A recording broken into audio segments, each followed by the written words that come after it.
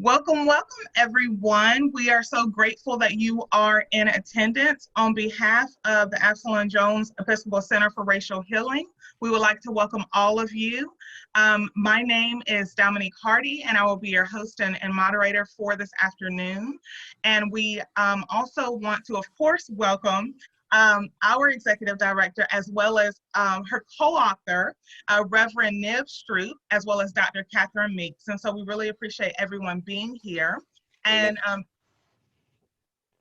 just very quickly, I do want to let you know that if you look to the right of your screen, you will see a chat box as well as a separate box that says question and answer. It'll probably say Q&A, and we welcome everyone to submit your questions and answers, your questions as this conversation continues. And at the appropriate time for questions, we will address those. And so if you have any questions for the tech for me, please put it in the chat box. And then if you have questions about the wonderful book, Passionate for Justice, or the conversation that is going on, then we encourage you to submit those questions to the Q&A box. So thank you. And now Dr. Meeks and Reverend Stroupe. Okay, thank you, Dominique. Catherine and I have agreed I'll go first. We're going to talk a little bit about ourselves and then do some readings from the book and talk about our process together and then open it up for questions. So we really appreciate all of you being a part of this and taking time on your Sunday afternoon to come and join us. And we don't know if you've read the book or not. We hope so. If not, we hope you'll get one and read it. So there it is. Thank you, Dominique. So I'm going to tell you a little bit about myself. Some of you know me. Some of you don't. I was born in Memphis, Tennessee. I grew up in the belly of the beast in Helena, Arkansas on the Mississippi River Delta. I'm working on another book now, and I was reading an article in that for the researching that book about SNCC coming into Arkansas, and they came in the early 60s. They started in Little Rock and then decided to go into the hardcore racism of Arkansas, and they came into my home county, Phillips County. So that's the kind of territory I grew up in. I was raised in believing in race and patriarchy and homophobia and a lot of other things. I was taught it by really good people. I'm going to read about that in a little bit, so I won't go on much further than that. I graduated from Columbia Seminary in 1975. While I was attending there, I met my spouse of 46 years, Caroline Leach. She had already graduated from Columbia, and if she were on this, she would want to make sure. She said we did not meet at seminary. She was not looking for a husband. But we did meet and we got married. We became the first clergy couple in the old Southern Presbyterian Church in Norfolk, Virginia. We'd done ministry together throughout our careers. We both were at Oakhurst Presbyterian Church for over 30 years. It was a multiracial church, and we helped develop it, built on a work of giants like Lawrence Bottoms and many other folk who had helped it survive white flight, which is what happened to it. So that's a little bit of my background. While we were early on at Oakhurst, we came in '83. In 1985, we decided to preach on Black History Month every Sunday in February on a witness who had gone before us. And during that research, I met Ida Wells. Obviously, I met her spirit. She passed in 1931, but I read an autobiography that her daughter had lovingly put together called Crusade for Justice. And I was really astonished by her and by what she had done. I had never heard of her. I thought I would have, but I guess it's my white male arrogance that I think I know a lot more than I do. But so I began to research her, and I wanted to do something on her. I was really fired up by her. A couple of things attracted me to her besides her formidable and considerable work in witness. She was born in the same county, Marshall County in Mississippi, where my mother was born, and all our forebears on that side of the family were born. So that intrigued me. The other is she was short like my mother and reminded me of my mother a lot. So there were a lot of connections. The more work on her I did, the more I was excited about her. Half of our members at Oakhurst when we came were African American, and so a lot of the Black women there, as I began to share my excitement, they were saying, well, you can't write this by yourself. You're a white man. You've got some stuff, but you won't have the good stuff. So you've got to get a Black person, preferably a Black woman, to write it. So I'd heard of Catherine Meeks. I first met her in Sojourners magazine from her writings. I was really admired her writings and Whiteness, and met her at the Open Door community, worship there on Sunday afternoons. And after a while, we got to talking, and I said I was interested in Ida Wells, and it turns out that Ida Wells is one of her sheroes. So over a few years, we talked about it, and she wanted to write a book, but she's incredibly busy. I'm retired. I'm not quite as busy as Catherine is, but she really wanted to do it. She was not sure that she had the time to do it, but finally decided to commit and do it, and we did it, and we give thanks for that. It was published last September. Some of you know about Ida Wells. I want to give just a thumbnail sketch of a little bit of her history, so everybody's on board if you don't know anything about her. She was born in 1862 in slavery in Holly Springs.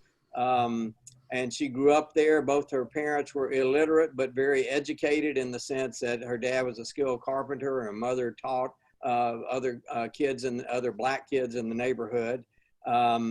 After emancipation came, her dad helped found Rust College in Holly Springs, and she went there until 1878 when both of her parents died in the yellow fever epidemic.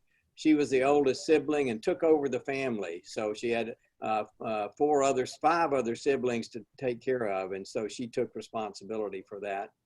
In 1884, one of the ways she took responsibility was to become a teacher, and she moved to Memphis and took some of the kids, her siblings, with her. And she was a teacher, and she got on the train car, the ladies' car, and was told it was a segregated car, and so she had to get off. And she said she had bought a ticket for that class, and she was going to stay in it. The conductor put his hands on her to get her off, and she bit his hand and gripped her chair not to be removed. So she finally was removed by some other men and the conductor. She sued and won on the Tennessee municipal level, and she was really overjoyed, but the Tennessee Supreme Court overturned that conviction. She was really down. It really made her get down and depressed, but she didn't give up. She kept fighting.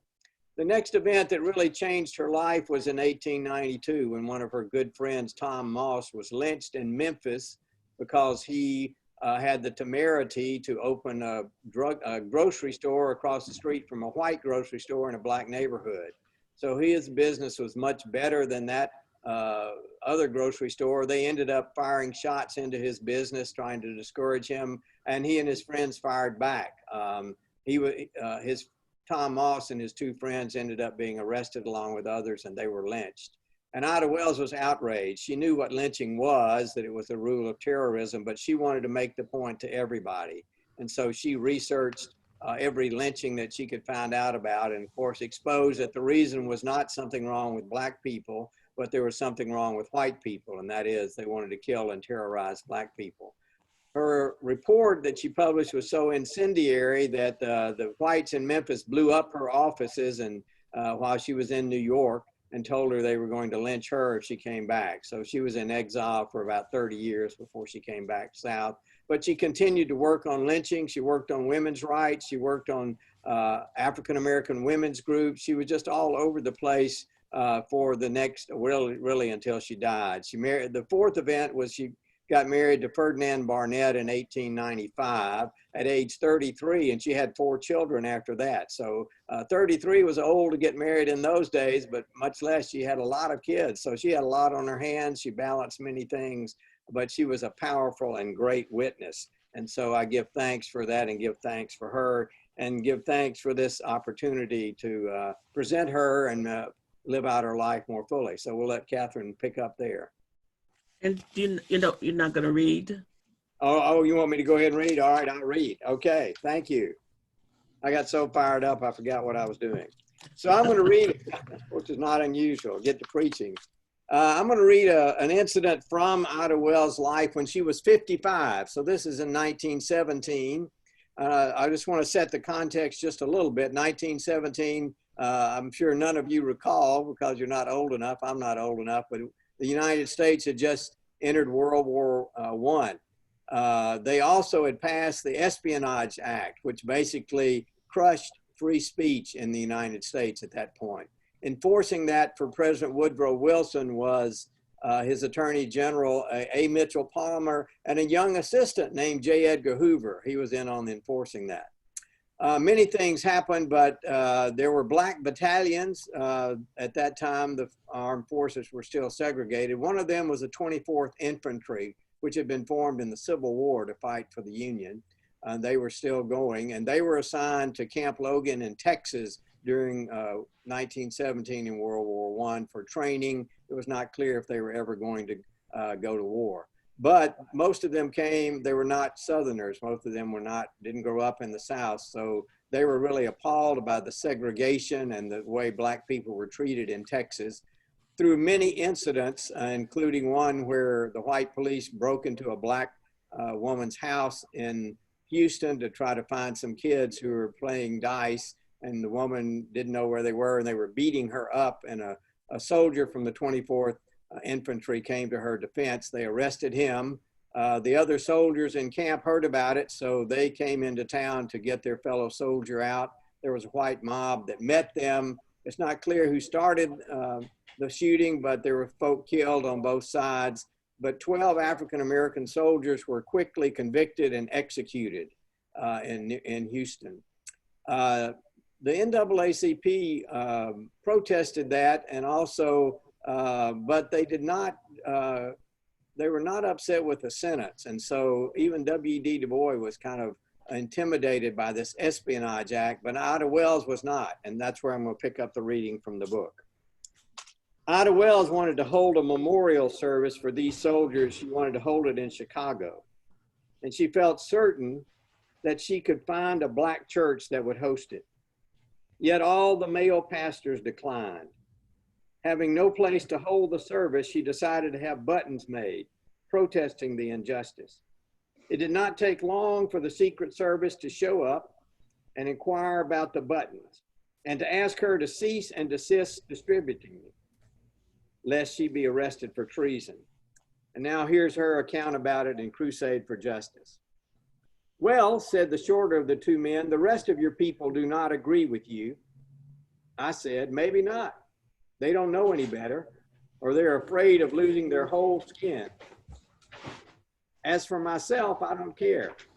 I'd rather go down in history as one lone Negro who dared to tell the government that it had done a dastardly thing than to save my skin by taking back what I said. I would consider it an honor to spend whatever years are necessary in prison as the one member of the race who protested, rather than to be with the 11,999,999 Negroes who didn't have to go to prison because they kept their mouths shut. Lay on, Macduff, and damned be him that first cries, hold, enough. Amen. So they did not arrest her. They told her to go get her lawyer, who was her husband. She didn't hear any more about it, but I was really impressed how she stood up when most other people were not standing up at all. Okay, Catherine. All right. Well, thank you, Nibs. Some of you in the audience know me, others do not. So let me just tell you a little bit. I grew up in Arkansas. I grew up in Monroe, Arkansas, which was just about 30 miles from where Nibs grew up.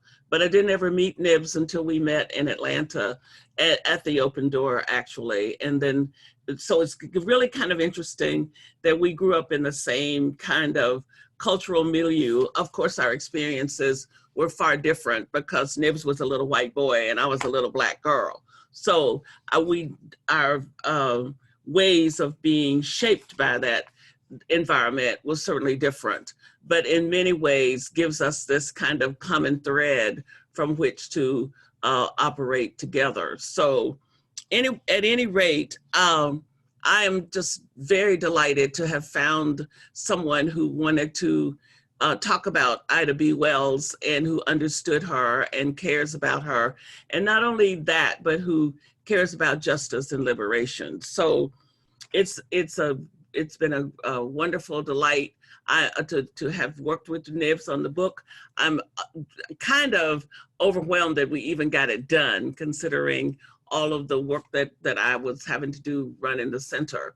I grew up in Arkansas with the understanding that I wasn't supposed to be a liberated person, and especially not a liberated Black woman, and that there was this prescription that had been laid out somewhere for me to follow, and that was what I was supposed to do.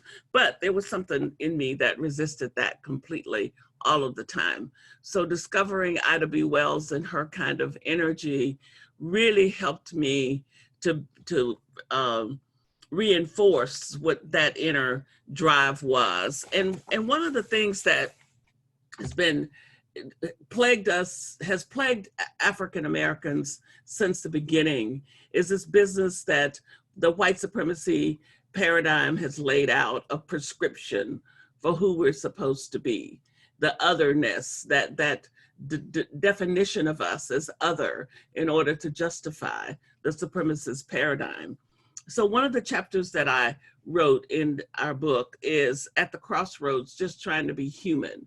That's one of the things that I think Black people, people of African descent, not only in the United States, but all over the world, have struggled with. And so I want to read a little bit from that chapter, because I do believe that this dynamic, this kind of othering and kind of wanting us to choose between either being a beast or being extraordinary has plagued us from the beginning and continues to plague us now, even into the 21st century. So African Americans stand at the crossroads where our understanding of race and gender intersect, but I'm not really going to talk about gender so much for this session as I am just the otherness in general. And Wells understood that challenge very well, but she also understood the piece that I really want to focus on, which is that piece of naming us either as beast or somebody who's extraordinary. So there's nowhere between beast and extraordinary that you can be human, which is all we really want it to be. And so Wells understood that African Americans have been challenged with the dilemma of being seen as human since arriving on the soil in this country. The slave owners had to make the Africans that they held in slavery the other in order to justify slavery. Thus, the internal and social mandate requiring justification for their indefensible system of holding another human being in bondage led to the beast scenario. This narrative was forged from the beginning of slavery. All of the structures for control, which were imagined and instituted, were created to serve the beast narrative. As time continued and the narrative met resistance to it from the enslaved, another characterization was born. The idea of the extraordinary Negro emerged. This is the person who is often considered to be a credit to the race and who is upheld as the exception. Of course, there are only a few people of African descent who can occupy this space. The concept serves the white supremacist view because it maintains control and also allows that mind to rationalize any tiny acts of civility toward the Black person, since those acts are reserved for the extraordinary Negro. Other acts of violence and repression can continue to be justified. So you could go out and lynch somebody after church on Sunday and still pretend that you cared about the slave who was cooking your supper.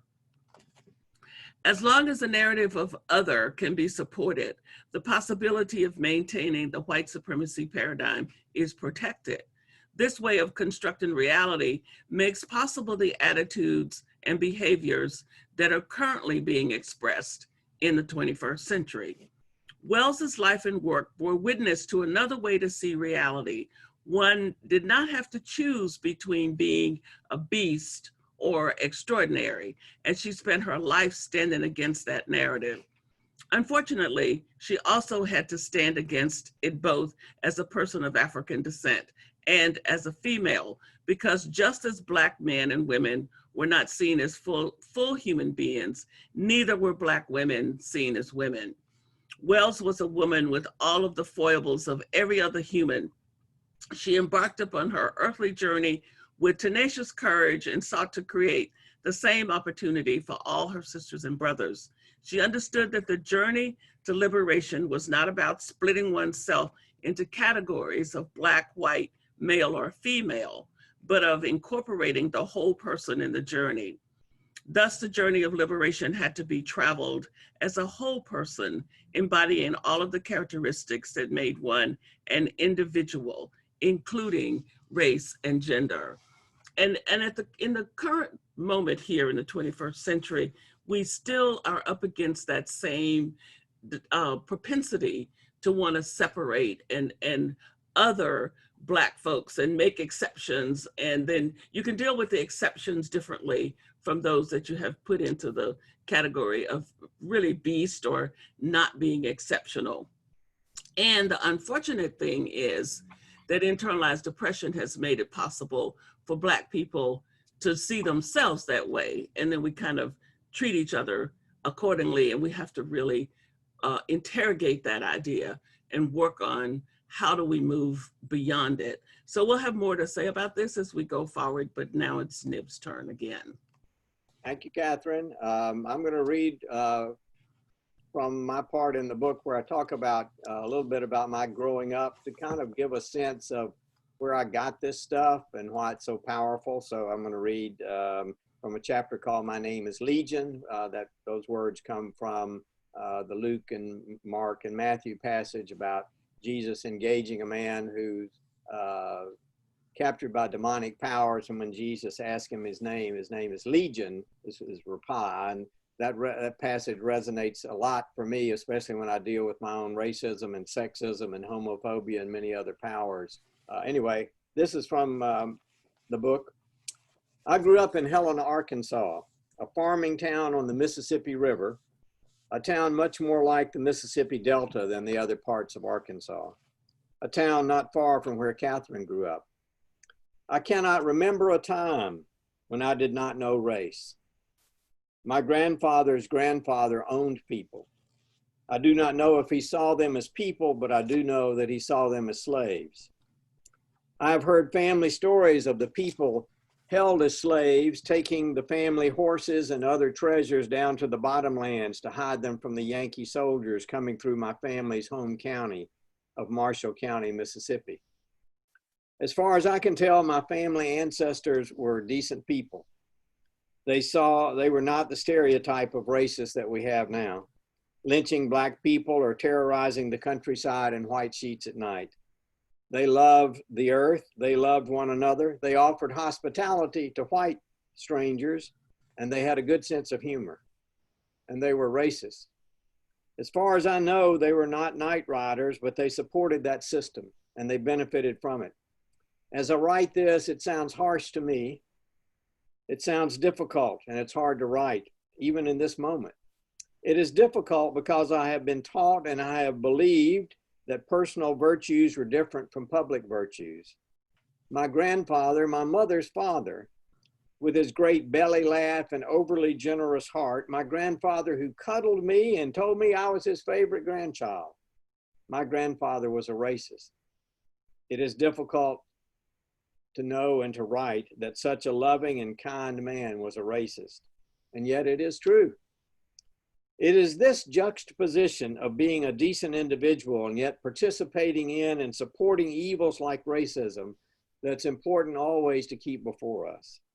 If we lose sight of this juxtaposition or deny it, we miss one of the central dynamics of the system of race. Often we deny that racism exists in us as white people by believing that the only racists are the brutish louts who seem to enjoy stomping and crushing people. But it is deeper and much more complex than that. It is personal and individual and cultural and structural and institutional. I know this because I have it in my DNA, in my family history, and in my own consciousness. I was taught and I came to believe that non-white people, especially those classified as Black, were not human beings to me. To call a Black person the N-word when I was growing up was not a pejorative usage of that word. From my point of view, growing up, it was almost a scientific term, a natural term like dog or cow. It was simply who Black people were. Yet as a white Southerner growing up in the 1950s and 1960s, there began to be movement, and I was ever aware of the foreboding presence of Black people. There was something mysterious and forbidden about Black people.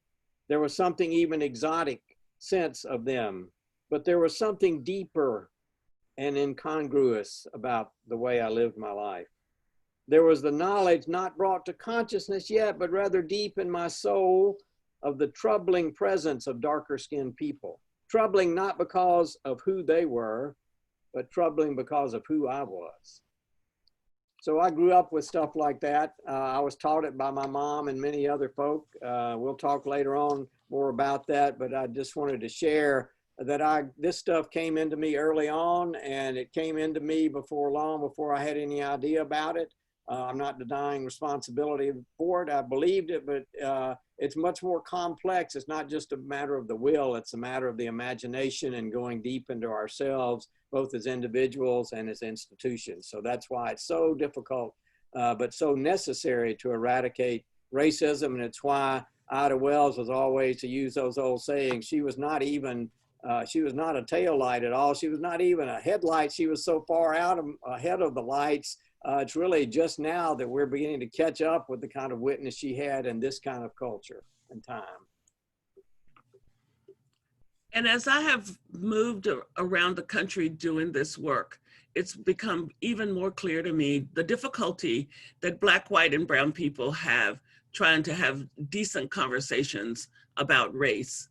And I think that in Ida Wells's time, that was also true, because even when you look at the relationships that she had with white people, particularly white women, they didn't see her as an equal. They didn't see her as somebody to really be engaged. They saw her as kind of ancillary to themselves. And so to have equals coming together, people with equal respect and people who respect one another's attitudes and insights and experiences to engage in the conversation is still rare to find, and it was hard to find in her day as well. So in the last chapter of the book, chapter 7, Seeking the Beloved Community, Nibs and I decided to engage a conversation with each other about some of the issues that confront us. And there are things that we don't agree about and we talk about in that section, because the thing that seems to be the most frightening to folks is that you might get in a conversation about race, but somebody might not agree. You know, I hear that over and over and over. And we should be able somewhere along the way to become grown up enough to be in the room together and talk about things about which we don't agree and still be friends or sisters and brothers and still be cordial and respectful of one another. I don't know if there's anybody on the earth that has found somebody who agrees with them about everything they think. You know, that would be an interesting study to run, I think. So we have modeled that you can have this conversation and not agree and still be friends and still be respectful of one another and still hold each other's dignity intact, even at the end of those conversations. That should be especially true of us who claim to have faith. In the faith communities, we should be able to do this because we have a commitment to something beyond just ourselves. The book also has questions at the end of each chapter to help facilitate using it as a discussion tool and using it as a resource, because everything that we do, the writings that we do, the conversations that we have, we hope they will be a catalyst in moving this conversation toward racial healing a little bit further down the road. And we do know that, as Jimmy Baldwin said, you cannot heal everything you can name, but you can't heal anything that you don't name. Amen. And we have got to be naming this. And you know, this present moment, as we sit here together, engaged in this conversation on Sunday afternoon, there's unrest and raging in the streets across our country because of these very same things we're talking about. Because this spirit of supremacy, this indefensible spirit and paradigm of white supremacy still walks so boldly across this land. So we hoped when we were working on this book that talking about Ida B. Wells and her amazing courage and yet her humility and her ordinariness in so many ways, just an ordinary woman who listened to her heart and stood up to what she heard from there. The kind of lessons that she left for us gave us great courage in putting this book together. And that's how we've offered it too. So we want so much for this book to be catalytic in helping to enlarge the conversation and give people a sense of you can have these conversations. And not only that, you can move beyond conversation to actually action, which is the ultimate thing. We don't just get to sit in our rooms and read good books and talk to each other forever. We can do that as a part of the process, but then once you get through with that, you got to figure out what you're going to do. And we do have to do something. So it's in that spirit that we bring this book to everybody, that we've offered it. And we hope that you'll have questions that you want to have us engage while we're together today. And please start writing those so Dominique can let us know what they are.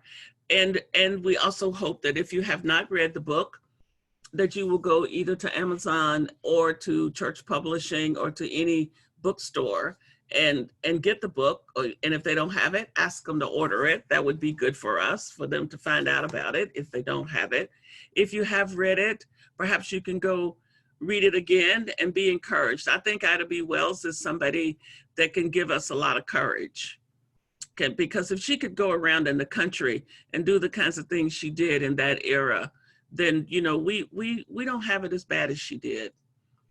That's what I tell myself every day. I have a picture of her on my bedroom wall and a picture of her on my office wall, along with Sojourner Truth and Harriet Tubman and Mary McLeod Bethune and Fannie Lou Hamer and my mother, because all of those people had so many more challenges than I have. But even in the midst of our challenges, we can say yes to the call to take a stand. So we hope this book gives you a bit more courage that helps you as you read it and think about this amazing woman, and think about us who have, Nibs and I, who have been willing to answer the call to the best of our ability and who keep interrogating ourselves every day about where do we need to be going next, So anyway, I think there are questions, and we don't want to give short shrift to the questions and answers. So Dominique. Yes. Okay. This first question is for Dr. Meeks. The question reads, even as a senior citizen, I suffer from trying to be an extraordinary Negro and have not been aware of it until just now when you spoke. The price I paid was high. Hopefully, there is still some of my true remaining. And she just wanted your commentary on that. Well, may the good Lord bless you and help you to really see yourself as a beloved child of God, and that you don't have to be anything except somebody responding to that amazing grace that's been given to you to get you to the point of being a senior citizen. And I understand that whole business of Extraordinary Negro, itis, and especially for women. And so I think that one of the blessings that I have found as a crone, which is an old wise woman, which is what I'm striving to be, is that you get to the point where you don't care. You quit caring about trying to be extraordinary, and you just work on being faithful and being thankful for the great gifts that God's given you. So I wish you every blessing as that new energy from just giving up having to try to be something for somebody other than what God is calling you to be. I wish you a lot of blessings and joy as you embrace that space. Thank you. That was very powerful. And okay, this next question is for Reverend Stroupe. The person says, you said that your beloved grandfather was a racist. Can you be more specific and also share your definition of the word racism? Sure. I did not experience my grandfather as a racist because I was one. So I just learned actually from my mother when I was working on my first book that I wrote on racism, called Why We Run This Race. I was talking about with my mother about this, my family, and I asked her, my grandfather was one of 6 siblings, all from Marshall County. So I asked her kind of fearfully which one of them was the worst. And I'd always heard from all of my family of her side that my grandfather was the best of them all, the best person. He would lend anybody any money. He lost money because he was too generous, so forth and so on. Then my mother said, well, my father was the worst of them all. And I really was shocked because I had an image of a racist being somebody with a hood on. And so that was really shocking to me to hear that this guy that was such a powerful male role model for me. My dad left my family when I was really young and I didn't know him. And so my grandfather was one of the males that stepped into the breach. To hear that from my mother, from his daughter, was really, really shocking. For me, racism is the idea, and I can give you a sort of short answer, and there's a much longer answer, but it's the idea that it came from people who were from Europe, that they were superior. And so we created this system of putting the human family into categories. And unlike flowers or trees or other animals, we made it a hierarchy, we being the white folk that created it. And so our definition was there was really one central group of people, those who came to be classified as white, and everybody else was on the ladder under those who were classified as white. That was accentuated in the United States because we had the ideology of equality. And so how are you going to put together, it's what Thomas Jefferson faced, how are you going to put together equality while you hold people as slaves? And so the answer that Caucasians or people classified as white gave was that, well, those held as slaves are not quite the same kind of human beings as we are. So we can hold them as slaves and still talk about equality. Some of that, I hadn't seen the play Hamilton when I wrote this book with Catherine. I wish I had. It was very helpful on that kind of stuff, and very helpful to see Thomas Jefferson portrayed by an extraordinary actor. And Jefferson was one of the disagreements that Catherine and I had that she described. I kept trying to redeem Jefferson because he had come up with this powerful idea of equality that's driving us, really brought us all here today, the idea that we are created equally. But he was raping his Sally Hemings. And so Catherine finally said, as I kept trying to get her to my point of view, and she said, Nibs, he's just not redeemable. He's not redeemable. Yes, he had a great idea, but he's not redeemable. Quit. And so I did. So I've been trying to live out of that wisdom from Catherine ever since. But I think it's the idea that, and it's sort of like fish that swim in water. Those of us who are white are so immersed in white supremacy and white privilege that it takes some kind of intentional unpacking and engagement for us to know who we are and why we are and where we got it. Most of us got it from our forebears. We didn't come into this earth saying, oh yes, white people are supreme and black people and other people of other colors are not equal to us. We learned it, and so we've got to go back to that process. And it's all over us. It's in every institution. We're just, as Catherine was saying, we're in a time maybe where we're shifting a little bit, but it's going to be such difficult work because we swim in all of it. So for me, racism is the idea that white people classified as white are supreme in the world, and it's been lived out in America ever since the Europeans came to this country. Wonderful. The next question is, how can one have a conversation with someone who denies racism's existence? And this is for either person. Well, since Nibs was talking, I'll start, and then Nibs can say more about that. It's difficult when people want to say we're in a post-racial society, or even when you're talking sometimes to a person of color who says, I've never had any of those experiences. And so I think that perhaps people like that may understand the issues better if you talk about systemic racism. If you talk about the big picture, they may be able to get into the conversation easier than trying to see themselves in it. And it is important to look at the big picture, because a lot of white people can only see the little picture and they consider themselves progressive, and then they don't want to engage with the whole notion of systemic racism. So it's a real dance, and you have to figure out who you're talking to and how much energy you've got for the whole conversation and what the time frame is, because it's probably not a conversation that's going to get them to switch the gear too much in the first conversation.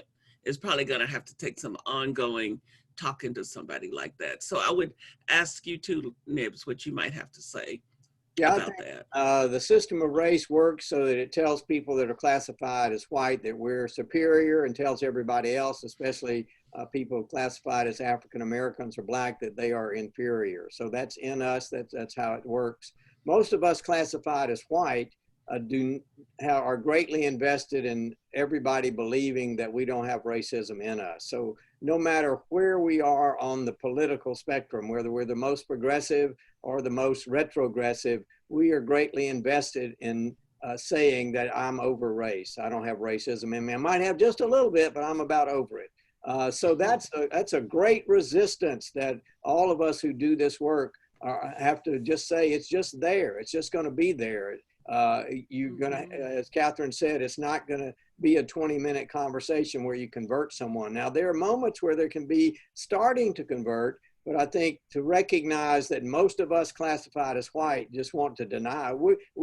It's more important for us to believe that others think that we're not racist than confronting our own racism. So that's where we spend a lot of our energy. So that's why the resistance is so great. I think what I've tried to do, sometimes with success, sometimes not, if someone says, I don't have any racism in me, I generally try to find out where they grew up, what was the population where they grew up, who went to school with them, what their history is. And if they indicate, I just didn't know any Black people, I'll move to their adult life and try to get them to reflect on their own lives. And sooner or later, there might be something that catches for them to say, well, maybe I need to think about this. But at Oakhurst Presbyterian, where Caroline and I were pastors, we had several white families who, to their credit, and for which everyone was grateful, who said, we really wanted to come here to church a long time ago, but we wanted to make sure our kids got out of high school first, because we didn't want our kids who were white mixing with Black kids over here. And so that's why we came. So that was a great admission. I remember one white person saying that, and one of our African-American members responding, saying, yeah, you're the only one that doesn't know that. We all know that's what happened. We appreciate you saying that's why you did it. It's helpful to get it out, but we all know it already. So just put it on out there. We already know it. So I think to recognize that resistance is going to be there in people classified as white. It's just in us. We're called for moments to begin a conversion, and you don't know where that's going to happen, but it is going to be some work. Okay.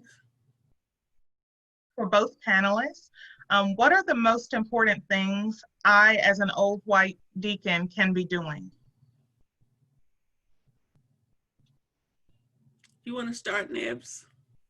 I think first to look at yourself and to see where race has power in your life. That's been very helpful to me to, as Catherine said, I'm reflecting on race every day.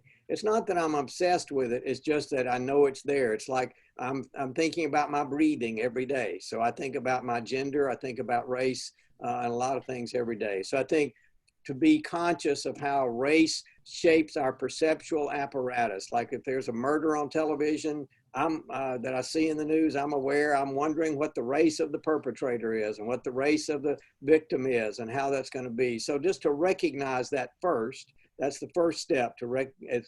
We have 7 steps in the book that we list. So recognition is the first one. And then after you begin to have recognition, to begin working on yourself, we call it repentance, to think about your life, how you got that. You weren't born with it. How you got it, where it came from and to begin that process. Then the next step is resistance, that you begin to say, I'm going to resist this power both in my life and in the life of the institutions in which I participate. And so that will, if you're not already in conflict, you will be now, because the systems and institutions don't appreciate this. So the next one is resilience, to say, gosh, if I walk out and go to my church and say, why don't we have worship services that are welcoming to people of other colors? The church is not going to automatically say, oh yes, we've been waiting for you to say that. They're going to say, no, we welcome everybody here. Why don't they come? And so the systems are resilient. So you'll have to be resilient. The next is to move into the idea of reparations, and that is both financial and spiritual, acknowledging how much our whiteness has benefited us, not to feel guilty, but just to say, like in relations, in gender studies, males have to say the whole system benefits us. And unless we do that, we won't be getting very far. And then to go to what white folk often want to start with, that's reconciliation. We want to start with reconciliation. That's towards the end. Then we can begin to be recovered and begin to have a sense that we are now maybe potentially knowing that we're human beings. And so we don't have to be afraid. We don't have to live in fear. We can live, gosh, this other person that's a different color or different racial category might have something to offer me. I might have something to offer them, if we can begin to see one another as sisters and brothers. So that's where I would start if I were an old white guy. I don't know, it might be a gal too, but that's where I do that every day. I mean, I'm dismayed often when I see how powerful race still is, but you have to do that work. That's what you have to do. And I would just add, I agree with those things, Nibs, and I would just add that the deacon has such a wonderful position of the church not paying your salary. And of course, the pastor is probably not going to want you to go so far that they run him off with you, but or her off with you, because what we're good about doing in our churches, as soon as we don't like the sermons, we quit giving our money and quit being supportive. And so the deacon has a little bit more leeway, because you don't have that situation, at least not in the Episcopal Church, because the deacon is this person who's kind of freelance in a way. You make your living doing something else, and you're a deacon in addition to that. And the deacon's job is to help bring the church and the world together. And I think one of the most important messages that we can be holding up right now is that there is no secular and sacred world. There is the world which God made. And either we believe that or we don't. And if we believe it, then our job is to go out into that world and do everything that we can to help repair the damages that have been done to it, because we have been disobedient and because we haven't lived into the life that God had in mind for us. And I'm so tired of folks screaming about things being political, which means that they don't have to do anything about it. That's politics, and we're religious and we're faithful. So let's talk about Jesus. Let's talk about the church. Well, let's talk about that God made the world and we're in it, and we've got this work to do. And I think the deacon can be the person who holds that up even more, perhaps more profoundly than the rector or the pastor sometimes. So I think we need to really interrogate this position that we're taking about making that split.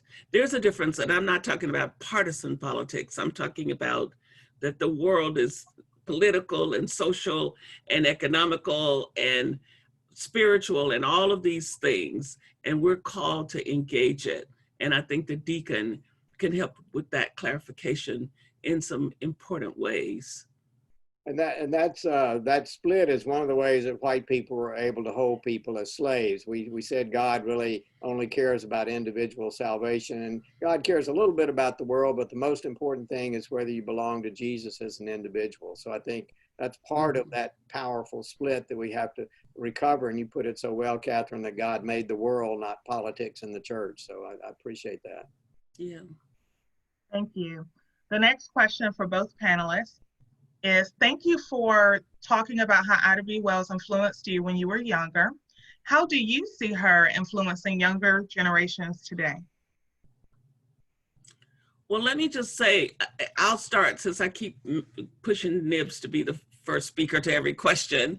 I think that Ida B. Wells is standing up when her parents died and taking on the caretaking of her siblings. Is such a profound message for young people that there is no age limit on when you become responsible to take your place in the world of doing something to make a difference. That's one thing. As a matter of fact, I did some work with some of our youth groups here recently, and Ida B. Wells is standing up to take on the caretaking of her sisters and brothers after her parents died of yellow fever was one of the things that I talked about with them, because we have this notion sometimes of trying to assign young people to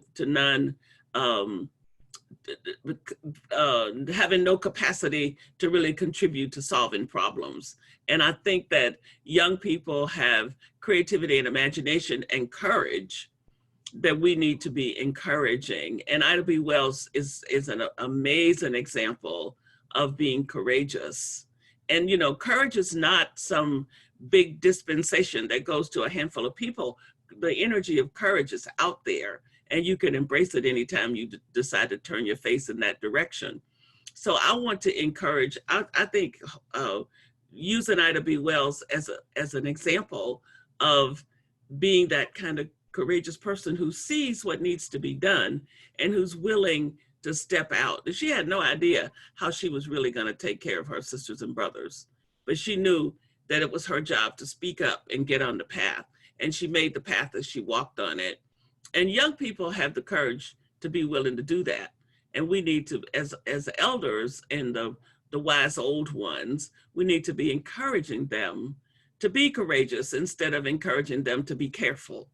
You know, we love to encourage young people to take on our fears. And I'm so grateful for having raised two sons who would look at me and say, Mama, we're not gonna live your fears. You know, we're not gonna live your fears. We're gonna live our lives, and hopefully you're gonna support us in that. And you know, it's a little daunting. It's a little, like, not daunting, it's like a ice water that somebody pitched in your face when your kid tells you, I'm not gonna live your fear, and you're thinking that you're really trying to protect them. Now, they didn't say they wouldn't listen to my wisdom, but they're not gonna live my fear. And I think we need to not be trying to encourage young people to live our fears. And Ida B. Wells is an amazingly good example of a young person who did not let fear stop her. I don't think she was not afraid. She was. She bought a gun. She carried a gun with her some, so she was afraid, so, as any human being would be. But you don't let fear stop you. So that's how I see her, as being a prophet, not only for old folks, but for young folks too. Yeah, I think Ida Wells heard her voice. I would encourage especially young folk, to hear your voice and to follow it. We'll make mistakes. I made many mistakes. I still do. But Ida Wells heard her voice, as Catherine was just saying. It was such a powerful witness for her to come back home after her parents had died and to take on the Masons, where her dad was a Mason and they were dividing up the kids. She took them on at age 16. She lied about her age so she could get a teaching job. She was 22 years old when she refused to get off that seat in the train and fought the conductor. And I'm also reminded of John Lewis. His mama had the talk with him, and we saw it on a show that PBS did on him. And when he went off and told him just to be careful, don't get arrested, don't get in trouble, which is where he got the name for his good trouble that he used many times. But I think Wells had this sense of herself that was not going to be defined by anybody else. And so I think that can get you into all kinds of bad trouble, and if you don't be a part of a community and listen to community. But in order to do this kind of justice work, you've got to have that sense of yourself. So I think that would be one thing for young people, to listen to those voices and to follow those voices. That doesn't mean you don't listen to your elders, but it means you have a vision of a newer world that can come into being. And without that, you wouldn't be able to do anything. But Wells again and again and again listened to her voice. Catherine talked earlier about the white feminists who were giving her a lot of trouble. When she got married, Susan B. Anthony told her she shouldn't have got married because she was losing herself, giving up the cause. And Ida B. Wells knew she could do both. And so she just kept on with that voice. She didn't let a giant like Susan B. Anthony sort of chide her and make her feel bad about getting married. So she just had this sense that I don't know all the truth, but I know where I'm going to be stepping next, and I'm going to try it out. And she did that over and over again. She irritated a lot of people because she would not yield to them. A lot of Black men were really upset with her. Du Bois really didn't want to be in the same room with her. Two giant egos, but she just kept on going, and she made many mistakes, many failures. But for the March on Washington, right before Wilson was inaugurated president, the white women had this huge march for women's rights, and the 19th Amendment, that 100th anniversary is coming up next month. And Wells was forbidden by the leadership to march with the Illinois delegation because they didn't want to offend the white Southern women who were supporting of them. So Wells kind of stepped out for a moment. When the delegation came by, she stepped right back in and marched. So she just had this vision and this voice, like the passage I read where she engaged the Secret Service when most other Black folk were saying, yes, we better be quiet. She said, nope, I'm going to do what I'm going to do, and you'll have to arrest me if you're going to do it. So that kind of courage, I think, and vision and hearing your voice and beginning to find your voice, I think is essential for young people of whatever, and especially white young people who are going to run into their forebears and culture, which tells them, especially if they're in the progressive wing, that, oh no, we're over racism, we're past racism. If you hear that voice and begin to hear, no, we've got a lot of work to do, then you need to be out there and be a witness for it. And I want to say one more thing about that from the perspective of a 74-year-old. It's my job to stand under the tree and put up the ladder while the young people crawl out on the limb. It is not my job to tell them not to go out on the limb. My job is to support them and to be there to make sure that they can go out on the limb and come back safely. And I think that more of us in this age group need to come to grips with that and stop giving bad advice to young people just because we don't want the status quo boat to be rocked too hard. Amen. All right. The next question is, in engaging in conversations about race, how do you suggest that we address the learning curve for those classified as white without constantly re-wounding Black participants? What are some ways to create safe enough space?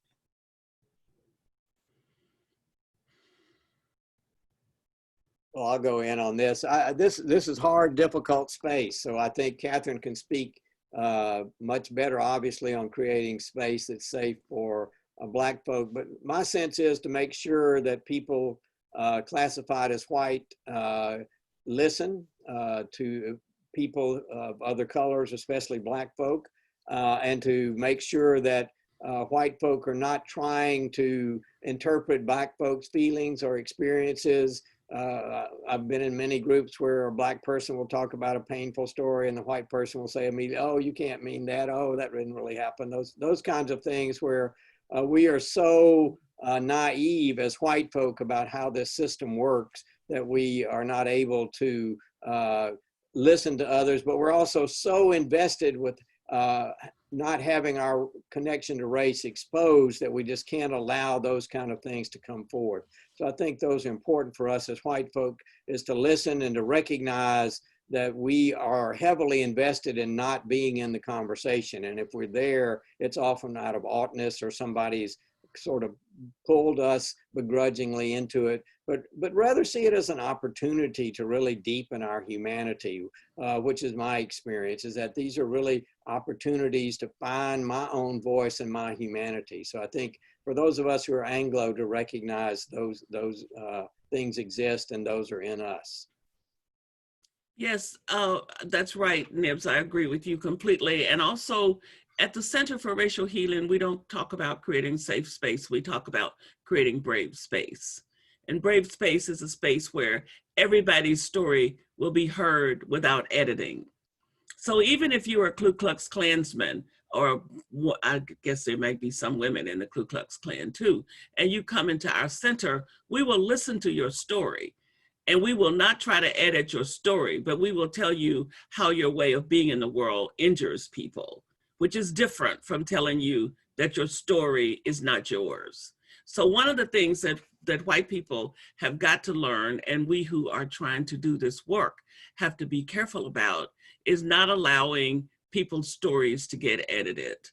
You know, when the story is told, and you create a space where there's no editing of individual stories. The analysis and stories are two different things, and you have to be respectful of the person who is talking. Just because their story might make you feel bad, that's your problem, because you get to choose how you want to feel in response to what you hear. And this whole business of the fragility of white people, you know, we've got to speak up about that. Right. White people need to grow some thicker skin so that they can engage in the truth. And we who are Black and brown need to stop taking so much responsibility for making sure that white people always feel okay. And that's what Brave Space does too. We need to create spaces where white people can be respected and have the experience of being held in compassionate hearts, but also being told that your thin-skinnedness is not impressive to us, because we have had to grow layers and layers of skin just to be able to survive. And so while we're not trying to beat people up and knock you in the head with baseball bats, we're not also gonna be coddling anybody. We're gonna be trying to stand in our own truth and be compassionate. Now, compassionate truth-telling that comes out of a space of, I will hold you in my heart. You know, I will hold you with your racist self in my heart. That's a pretty doggone good invitation. That I will invite you into my heart, and you can bring what you've got, and I will hold you there. But I will also tell you how your way of being in the world and embracing those attitudes has been injurious to me and creates pain for me. That's hard to do. But it's hard to do for Black and brown people, because first of all, you got to get some clarity about it yourself. And then second of all, you got to figure out how to do it, because it's easy to just dismiss people or to hate them. It's much harder to hold them in your heart and tell them the truth. It's much harder, which is why people don't do it. I get why we don't do it, but I do believe that the journey toward healing is that. And I think that that's why we'd much rather talk about reconciliation than healing, because we don't want to do that work. So it's tough work, but it's the work. We have got, I mean, you know, God doesn't play around, and this business, God loves everybody equally, means that we've got this work to do, and it's not gonna go away. There's nobody to do it but us. All right, we still got a bunch of questions, huh, Dominique? Yes, very powerful responses. Okay, so it says, in my experience as a white man, it seems difficult to address more than one category of othering at a time. How cool is intersectionality in 2020? How what now? Cool. Yeah, he put how cool, but just basically addressing the othering principle of intersectionality in the year 2020. Yeah. Well, I'll start as a white man. I think race is primary for me because I grew up, that was the primary category I grew up with. Now, gender was important and powerful, but it wasn't nearly as present in my consciousness or in the consciousness of the South. But my spouse, Caroline Leach, has been a very powerful witness to me on the power of gender and the intersectionality. And actually, Ida Wells was really right on target with gender and race. She felt it was important for all Black people to be seen as human beings, but she also recognized that the Black community, as well as all other communities, were gendered and had gender power distribution. She was not going to yield to that either. So a lot of her work, and much of the reason I think her work was forgotten for so long, was that she would not yield to Black men, and that she would not yield to them. She listened to them, she worked with them, she partnered with them, but she was not going to be put under them in any form or fashion. And so I think that's important to recognize. I think I didn't grow up with the idea of sexual orientation or LGBTQ questions. Those were not even on the radar when I was growing up, but they're definitely on the radar now. And so I've been converted on that by people who had the courage to come and say, I'm a gay person. So I think those intersections are very powerful. They were just at the beginning. I think Catherine can talk more eloquently than me on Black women and white women. But I think we have to keep in mind all of those intersections. And of course, money and materialism and capitalism, all of those roll into this. Racism was built on the idea that money gives you life. And so that's why we created racism, so we could get labor that we didn't have to pay for. So I think it's important for us to recognize a kind of sophisticated analysis of our own selves and of life together, and that those and to listen to the voices who bring those various intersections to us. But yeah, I think we're just really at the beginning of that as a kind of intellectual and spiritual category. Although Ida Wells, as usual, was way ahead of her time on the idea of intersectionality. She was going to affirm humanity for Black people and humanity for Black women, and that was both central parts, and humanity for Black people who had no money.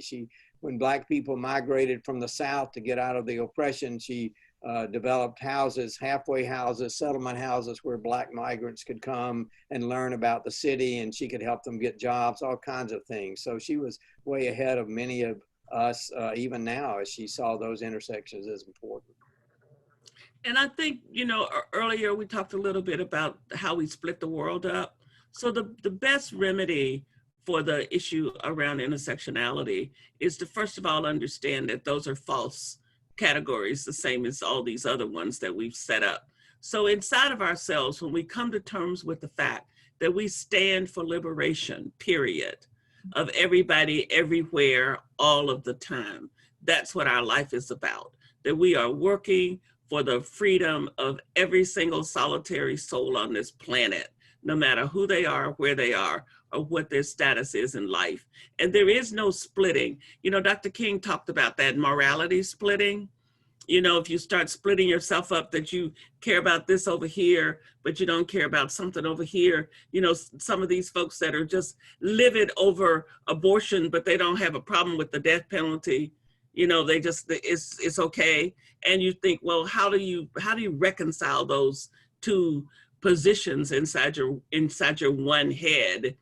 And it's because you split yourself up. So, I don't split myself up. I understand the concept of intersectionality, and I teach that stuff and know all that stuff. But when you get right down to it, there is a commitment to see that every human being is free. And everything that I do and say and am has got to be going in that direction. It gets easier then to live your life. You don't get up and have to worry, oh, well, this is about gender, so what am I gonna do? This is about you trying to keep somebody from being free because they happen to be in a man's body and you're a woman, and you wanna keep woman power superior. Well, you're wrong. You don't get to do that. You don't get to do that, or vice versa. So that has been a helpful remedy for me to realize that commitment to justice and liberation has got to be what you eat and drink and think and breathe and pray and live every minute of every day. And then you don't even have to there's no question. Somebody comes to me with something that denigrates somebody because they don't have as much physical ability as somebody else. And I don't have to get into a discussion with myself about what I'm going to do. You're trying to denigrate another human being, and you don't get to do that. with me. So I want to encourage people to do this integrative work inside yourself that then removes the intersections inside yourself anyway. I mean, there'll still be gender and all this stuff out here in the world to do, but gender issues, but you will approach it from a holistic point of view, because it all boils down to trying to oppress somebody. And you either stand against oppression or you don't. To me, it gets to be that simple. You stand against oppression or you stand for it. There is nowhere in the middle. You can't halfway care. So if I care about Black folks being liberated, I've got to care about white folks being liberated. And I know some days you don't want to care. You know, some days you want some people to not be free. You know, you want vengeance rather than mercy. I get it, but you can pass by that space on your way to justice, but you can't camp out.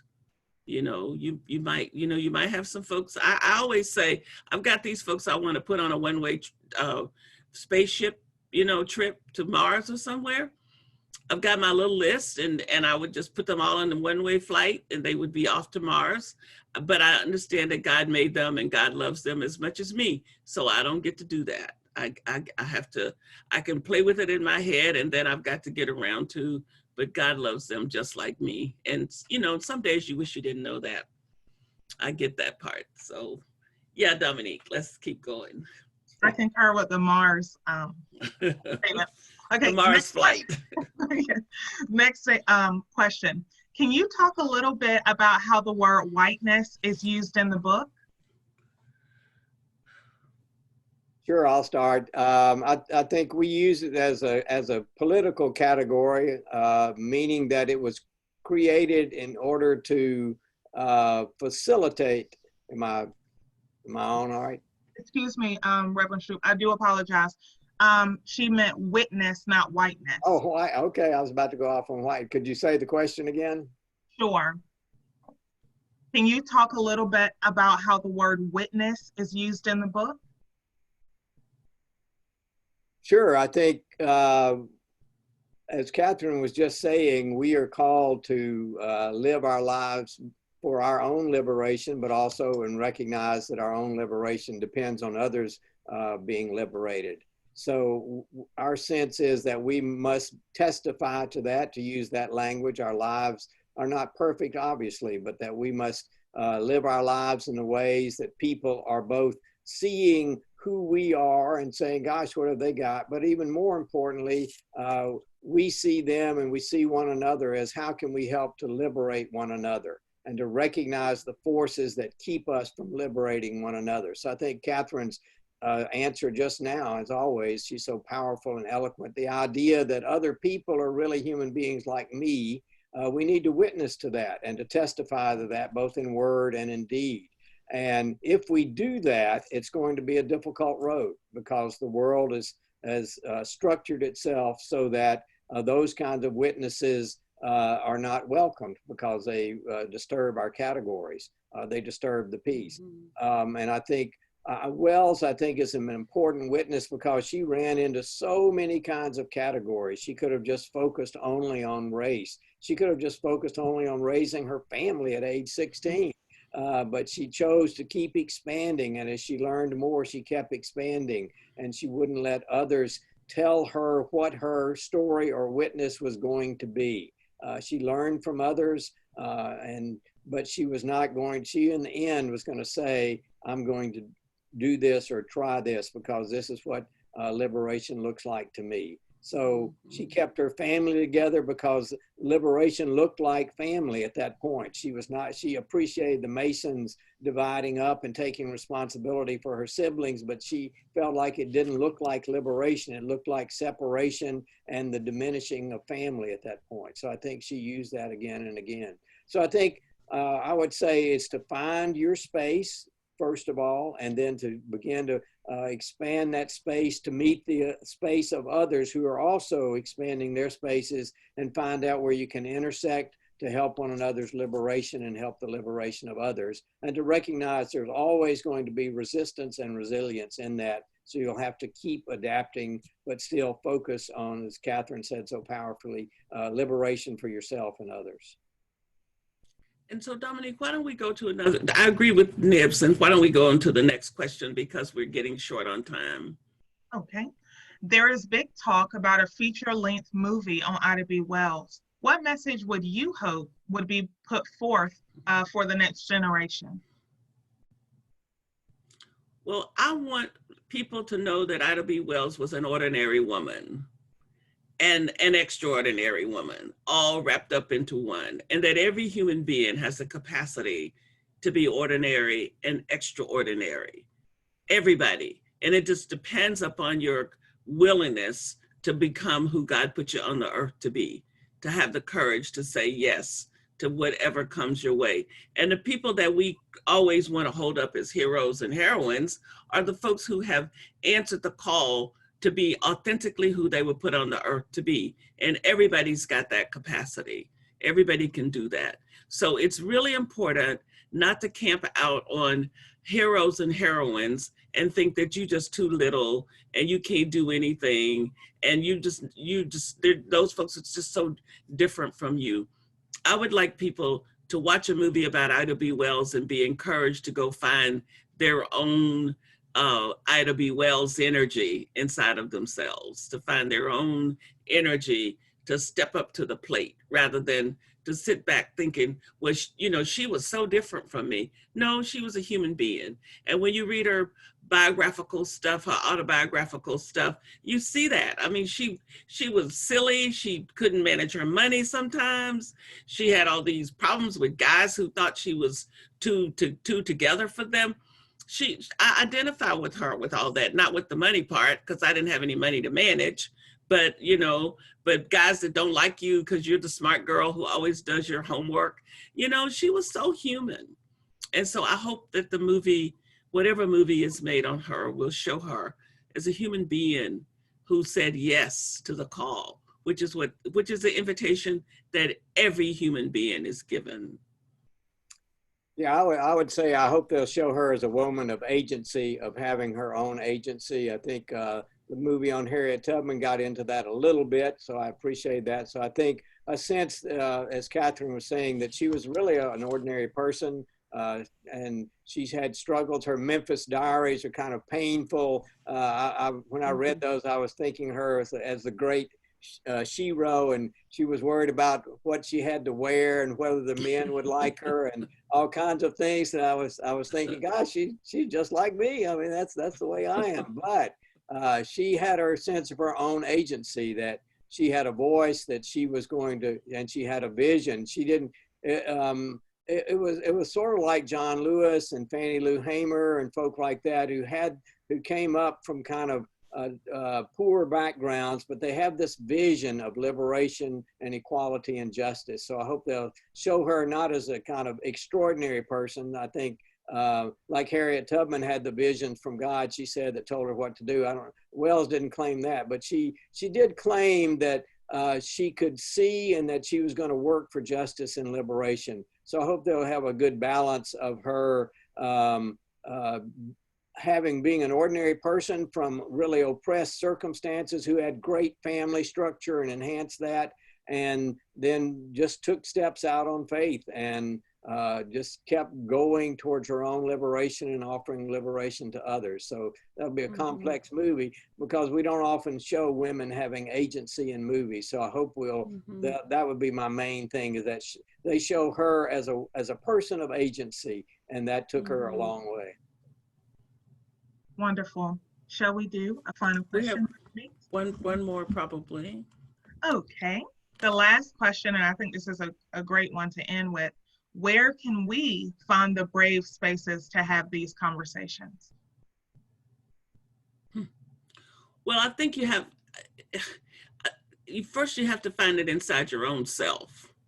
You have to find a brave space inside yourself, a space inside yourself that's willing to engage whatever conversation there is, because it's not about going out there somewhere where something external to you is going to happen. So once you make the decision inside yourself that you're going to look at the truth about your own self and the way you see the world, it's not so hard to engage with other people. So you kind of carry the brave space with you, actually, and then you show up in spaces where that brave space is allowed to be exemplified.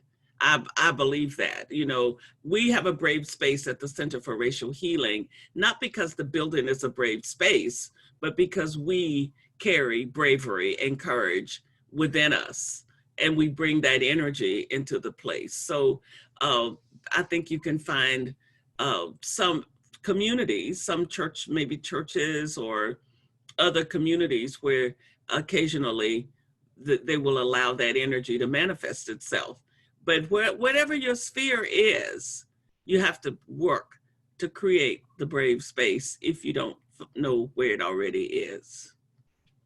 And I would I would encourage you, if you go to church or go to synagogue or go to mosque, wherever if you worship somewhere, that those groups are probably having these conversations now in these days. If they are not, I would urge you to be one that initiates them, and that will to take your own agency. So whatever group to which you belong, to go ahead and move to those spaces. And if they're already going on, I know Catherine's going, I know the church where Caroline and I retired from, Oakhurst Presbyterian, has them. So I know Catherine's group and the Episcopal, and I know the Presbyterians are having them. I'm assuming others are. So that's a natural place to begin.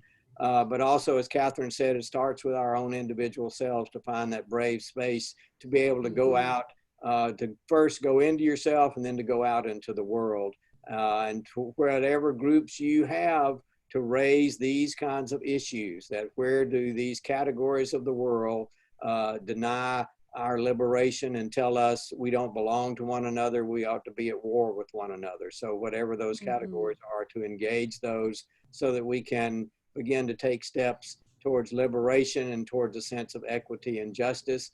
We are in the middle of that conversation now. This is a good time to find a place. You surely can find a place to have these conversations now. I think it's not that everything's wonderful, but that things are now, monuments are being taken down, conversations all over the place about that. So find those places and be brave in them. As Catherine said, don't look for safe spaces, look for brave spaces. And I also want to say, because we're kind of winding down here to the end, we want to be respectful of the time that you committed to this. First, I'd like to apologize to anybody who got a conflicting notice about the time frame, because a mistake was made in the confirmations that came to people. So that there was a conflict between 2 o'clock and 2:30. So if you got in late because of that, please accept our humble apologies and know that this has been recorded and will be on our YouTube channel, where if you go to the Center for Racial Healing, which Dominique just put up the website for, you can click on the YouTube channel and be able to hear this in a few days. So, but thank you all again for joining us. But I also want to say that in this moment that we find ourselves, where there's so many invitations to, first of all, think that maybe the world's coming to an end as we know it, that it might be good to think about maybe the world is going to be born in a new way that will be different from what we've known, which will be more energizing and interesting to us than what we're already experiencing. So I want to encourage you to look at the glass as being half full rather than half empty, first. And then secondly, there is a spirit blowing in the air that wants to divide and conquer us and make us into people who hate one another. Let's resist that spirit with everything in us. Let's not let our own selves fall into the trap of being divisive inside of our own heads, because we add energy to that. So let's try to look with compassion upon even the worst of the worst that we might encounter as we go forward. And I say this to myself as much as I say to anybody, because it's easy to just get enraged by those that want to destroy and be divisive. And when I let that happen, I'm contributing to what they're doing. So it's not that that we won't be mad about stuff being wrong, but then what we do about it is to come back to the place of seeking for us to find a way to peace and truth. So I hope that folks will join us in doing that. And Nibs, why don't you have the last word? All right, the white man gets the last word. All right. Well, you got permission. Right, I did get permission. I agree with Catherine. This is great to do. We appreciate you coming in on this and sharing with us. I would say one practical thing you can do is to get 10 people to register to vote. So contact Yes. all your friends, ask them directly if they are registered to vote. If you're not sure whether they're telling you the truth, get them to show you their voter registration card. But this election will be essential. Not that if a new incoming president will be the Messiah, but we know we're in difficult times, so we need new leadership. But also to see this is great.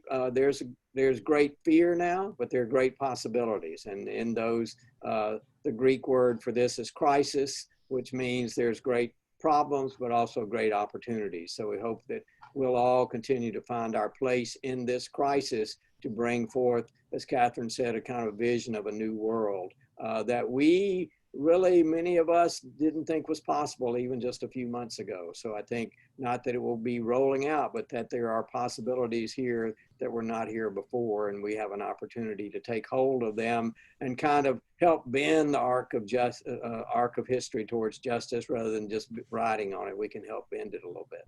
So thank you. God bless everybody. Yes.